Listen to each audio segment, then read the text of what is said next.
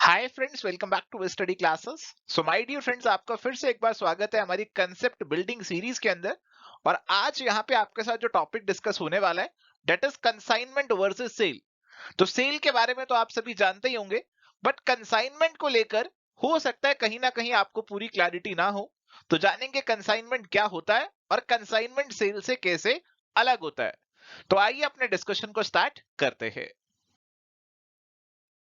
And प्यारे दोस्तों, start करने से पहले एक बार फटाफट से आपको हमारे कोर्सेज की जानकारी भी दे देते हैं। अगर आप पीजीटी कॉमर्स के लिए प्रिपेयर कर रहे हैं तो आप चेकआउट कर सकते हैं एचपीएससी, केवीएस और यूपी पीजीटी टीजीटी कॉमर्स के लिए हमारे कोर्सेज। इसमें आपको कंप्लीट कोर्सेज भी और केवल क्वेश्चन बैंक भी मिल जाएगा। सारी डिटेल्स आपको हमारी वेबसाइट पे मिल जाएंगी या फिर हमारी ऐप है गूगल प्ले स्टोर पे अवेलेबल है। आप उसे डाउनलोड करके इंस्टॉल करके भी सारी डिटेल्स ले सकते हैं। कोई क्वेरी है तो आप इस नंबर पे हमें व्हाट्सएप कर सकते हैं। एंड इसके अलावा अगर आप यूजीसी नेट कॉमर्स मैनेजमेंट या फिर यूपीएचएससी कॉमर्स के लिए तैयारी कर रहे हैं तो उसके लिए भी आप हमारे कोर्सेज चेकआउट कर सकते हैं। तो कंसाइनमेंट की अगर हम बात करें, देखो मान लीजिए कि आपका बहुत बड़ा बिजनेस है, आप टीवी बेचते हैं, आपका टीवी बेचने का बिजनेस है। अब देखो टीवी आप बेचते हैं तो आप अपनी दुकान पे टीवी बेच लेते हैं, आप अपने आसपास के लोगों को टीवी बेच लेते हैं, बट आप चाहते हैं कि आपके टीवी पूरे देश में बिके। और उसके लिए क्या किया, आपने एजेंट अपॉइंट किए। आपने मुझे बुलाया, आपने कहा सर आप पूरे देश के लोगों को जानते हैं, बहुत सारे लोगों को पढ़ाते हैं आप, तो आपकी जान पहचान होगी। मैंने कहा हाँ जी बिल्कुल है। तो आप मेरे टीवी बेचिए, आप मेरे टीवी जो है मेरे एजेंट बन के बेचिए, और जितने आप टीवी बेचेंगे उसके हिसाब से मैं आपको कमीशन यहाँ पे कर दूंगा। तो देखो इस केस में क्या हो गया कि मैं आपका एजेंट की तरह यहाँ पे काम करने वाला हूं।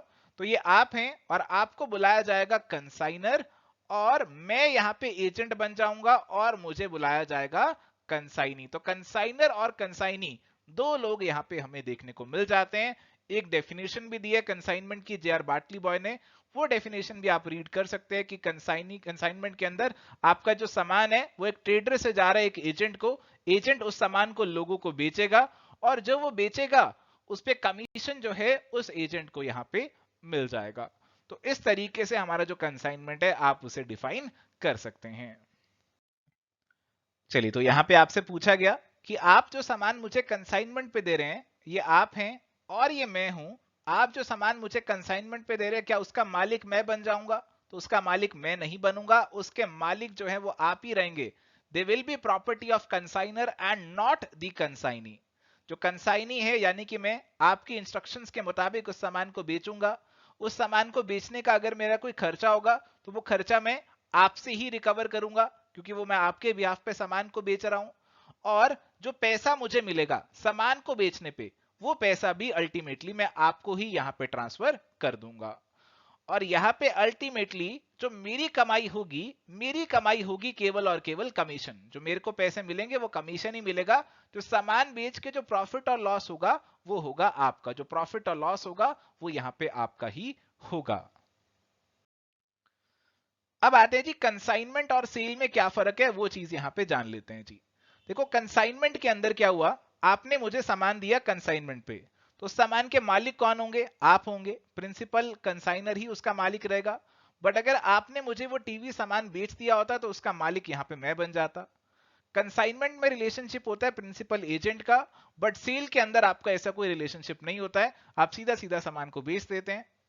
अकाउंट सेल्स, तो एक यहां पे स्पेशल अकाउंट सेल्स के नाम से एक डॉक्यूमेंट बनाया जाता है जिसके अंदर मैं आपको सारी जानकारी दूंगा कि किस हिसाब से मैंने आपके टीवी को बेचा है। बट ऐसी कोई स्टेटमेंट आपके सेल के केस में प्रिपेयर नहीं होगी।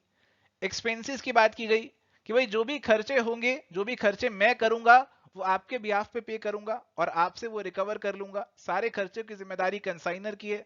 बट सेल के अंदर तो यहाँ पे ऐसा कुछ नहीं होगा।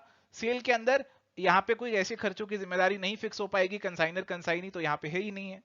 लॉस ऑफ गुड्स की बात की गई, अगर सामान जो है उसका नुकसान हो गया तो सामान का मालिक कौन था? सामान के मालिक आप थे, तो नुकसान आपका ही माना जाएगा। जिसकी ओनरशिप होती है वही सामान का मालिक होता है और उसी का नुकसान माना जाता है। अगर सामान बिक चुका है, सेल हो चुका है, फिर अगर कोई लॉस हो जाता तो वो रिस्क जो है वो बायर का ही होगा, वो लॉस बायर का ही होगा। रिटर्न ऑफ गुड्स, देखो कंसाइनी कभी भी सामान को वापस भिजवा सकता है, जो सामान नहीं बिका उसे वापस भिजवा देगा। बट अगर वो सामान खरीद लिया गया तो उसके बाद कई बार वापस भिजवा सकते हैं और कई बार नहीं भिजवा सकते, depending on terms and conditions. इसके बाद आई जी स्टॉक की बारी, कि जो कंसाइनी है यानी कि जो मैं हूं, उसके पास अगर कुछ माल अभी तक नहीं बिका, कुछ क्लोजिंग स्टॉक पड़ा हुआ है, तो वो स्टॉक अल्टीमेटली माना किसका जाएगा? वो कंसाइनर का ही क्लोजिंग स्टॉक माना जाएगा। बट अगर आपने कोई सामान बेच दिया तो फिर तो वो आपका स्टॉक कहलाने का हकदार ही नहीं होगा, तो वहां पे तो स्टॉक का सवाल ही पैदा नहीं होगा।